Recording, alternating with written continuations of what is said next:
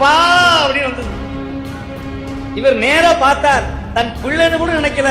சிவனடியார் சாப்பிடணுங்கிற ஒரு எண்ணம், சிவனடியார சாப்பிட வைக்கணும். அந்த பிள்ளைய அப்படியே தூக்கிக்கிட்டு உள்ள வந்தார் பாருங்க. வந்த இடத்துல காபாலியனை காணோம், இளையை காணோம்.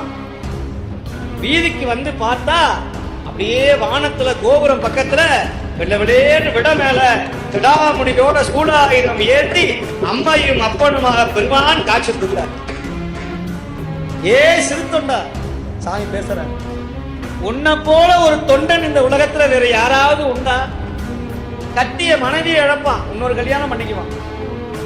தசரதனுக்கு 4 மனைவி, ஆனா ஒரு பிள்ளை போனான்னு உயிரை விட்டார். புத்திர சோகம் மோசமான சோகம். மனைவி இழந்தா இன்னொரு கல்யாணம் பண்ணிக்கலாம்.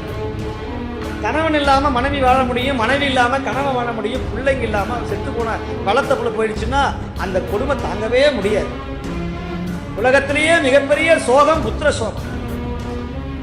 அதனாலதான் அந்த காலத்துல 2-3 குழந்தைய பெற்று வைப்பாங்க. ஒண்ணு இல்லைன்னா ஒண்ணு. அதனால குழந்தைங்களை பாதுகாப்போட வாழ வைக்கணும் அப்படின்னு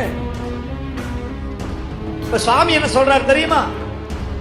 சிறு தொண்டா, குலத்துக்கு ஒரு மகனை எனக்காக சோறு போட்டியே, உன்னை போல சிவனடியார் யாராவது உண்டா? என் மகனே வா என்று சொல்லி கைலாயநாதர் சிறு தொண்டரையும் வெண்காட்டு நங்கையும் கட்டி அணைத்து சீராள தேவநாயனாரை தன் மடியிலே அமர